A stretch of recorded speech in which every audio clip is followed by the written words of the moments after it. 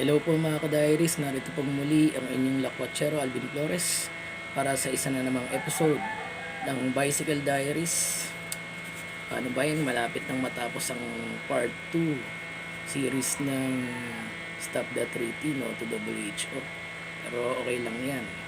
Kaya nung pinakita ko previously sa my story ko, meron na naman tayong isang i-distribute na flyers. So abangan na lang natin kung ano yun. Pero at least siguro naman may idea na kayo. Saan kaya tayong lugar na saan mga lugar kaya tayo magdi-distribute ng flyers. Ayan. So abangan na lang kung ano yung panibagong series na yun. Kaya kailangan na natin i-distribute ito. Stop the Treaty no to WHO. Ayan. With matching free sticker. Ayan. So, saan kaya tayong lugar pupunta? So, ito, inuna ko lang kasi yung nakaraan linggo yung Marilao. Ito yung tinutukoy ko, which is outside Bulacan. So, punta na natin yung isa ding mataong barangay sa lungsod ng Valenzuela. So, puntahan na natin ang Barangay Malinta. Tara, larga na tayo.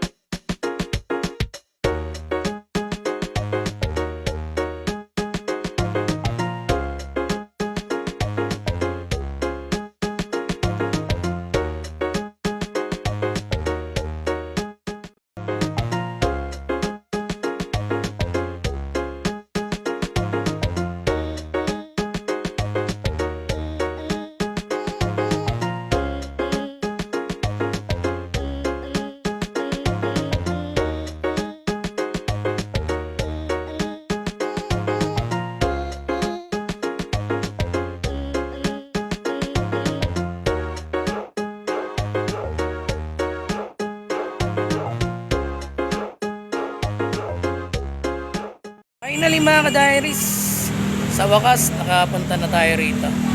Ayun, stop over tayo rito sa yung pinaka ayan o. Syempre ito yung Barangay Malinta. So nakatayo ako ngayon dito sa Jollibee Malinta. Ayan, talagang laki din ang binago nitong Jollibee Malinta.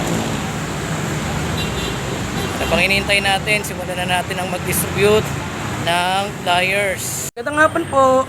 Abutan ko lang po kayo ng flyers about the Stop the Treaty no to WHO. Information lang po yan. Libreng flyers po, saka sticker. Para dun sa nananawagan kasi tayo sa gobyerno na huwag pumirma yung ating pamahalaan sa pandemic treaty. Kasi delikado po yun, maraming bansa na rin ang tumutol dyan. Once na yung isang bansa pumirma sa pandemic treaty, parang tayo nagpapasailalim sa pananakop doon sa sa taga-ibang bansa po. Pagano pakibasa nila po? Sige, tingin po. Ngapon po, abutan ko po kayo ng Stop the Treaty no to WHO. Impormasyon po yan na dapat yung bansa natin magpipirma sa pandemic treaty. Delikado po yun. Marami na ring bansa ang tumutol dyan sa pandemic treaty ng WHO. Once yung isang bansa kasi pumirma dyan sa pandemic treaty, dyan na lang susunod sa WHO. Hindi naman natin hinalal yan. Pagka pakibasa nila po. Sige, tingin. Magandang hapon po. Abutan ko po kayo ng flyers of stickers about the Stop the Treaty not to WHO. Impormasyon po yan na dapat yung pamahalaan natin huwag pipirma sa pandemic treaty. Delikado po yan. Hindi dapat pumirma dapat yung ating Pangulo dyan. Once yung isang bansa pumirma dyan sa pandemic treaty na yung WHO, dyan na lang susunod sa WHO. May sarili tayong pamamahala. Saka hindi naman natin inelect yan Pag-ano po pakibasa na po. Sige, tigil.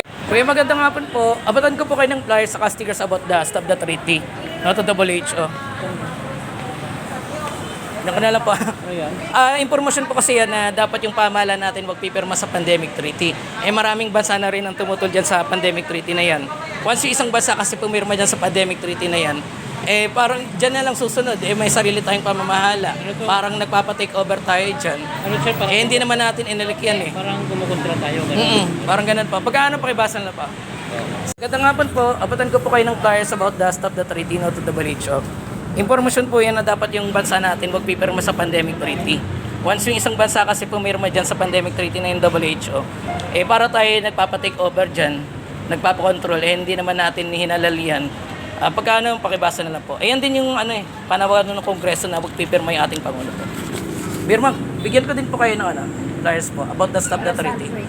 Information dissemination lang po na dapat hindi tayo nagpapasakop dyan sa tagalabas, hindi nagpapadikta po. May sarili tayong pamamahala. Yan din yung panawagan ng Congress natin na huwag pipirma sa pandemic treaty. At saka maraming bansa na rin tumutol dyan Magandang hapon po. Abatan ko po kayo ng flyers. Libreng flyers lang ito about the Stop the Treaty to the WHO. Impormasyon niya na dapat yung pamahalaan natin magpipirma sa pandemic treaty kasi marami na rin tumutol dyan. Once kasi yung isang bansa pumirma sa pandemic treaty na yan, parang tinitake over na natin dyan sa WHO. Hindi naman natin inelect yan.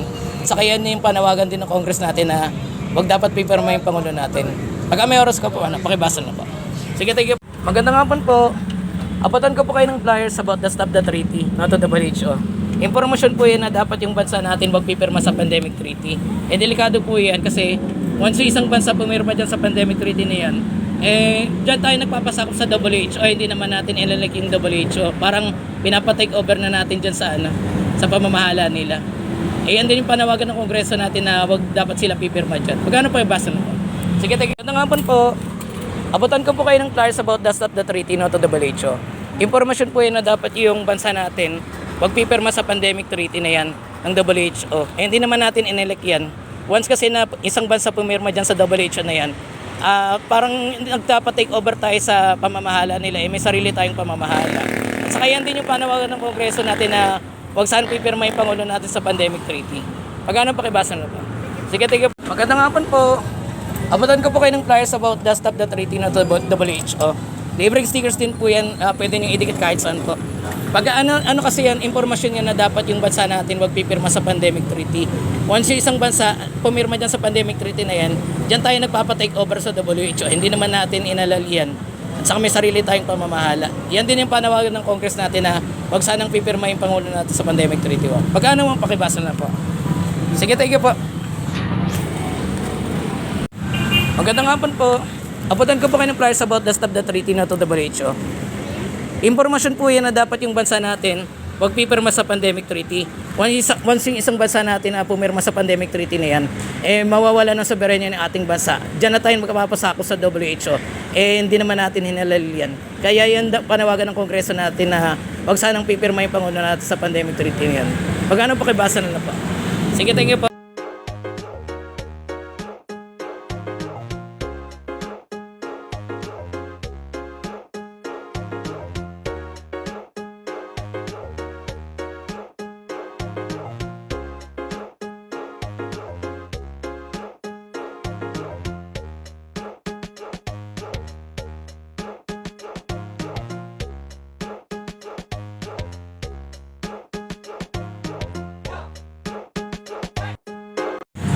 Alright mga ka-diaries, natapos din nating i-distribute at mapaubos ang dala-dala nating flyers.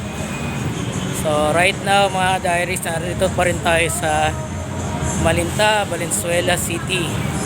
Ayan, hindi ko akalain na napakabilis palang maubos. Sa bagay, napakaraming tao rito. Talagang I think less than 30 minutes natapos na.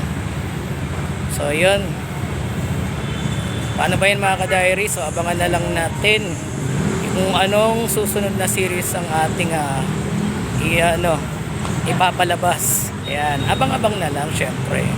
Pero panibagong series yun. Tapos na yung part 2 So yun mga ka-diaries, paano ba yan? So hanggang sa susunod na pag-flyering ulit. Mga ka-diaries, huwag natin kalimutan na i-like, i-share ang videos na ito.